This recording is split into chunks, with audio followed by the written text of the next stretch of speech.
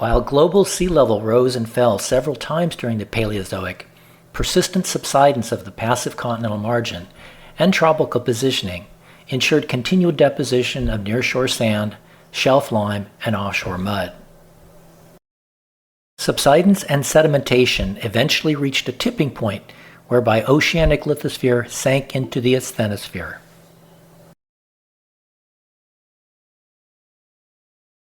Seawater emitted from the subducted plate lowered the mantle's melting point, and the resulting magma rose to feed a growing island arc of volcanoes in the overlying plate. Interpretations vary, but here the arc collides and accretes to North America, producing the antler orogeny, while a second volcanic arc forms somewhere offshore.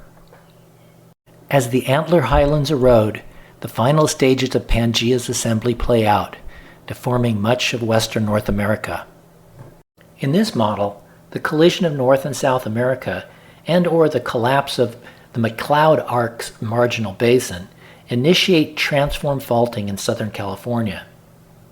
Large blocks of the former passive margin are displaced into northern Mexico, thereby bringing an end to the relative stability of the Paleozoic and foreshadowing the tumultuous events of the Mesozoic.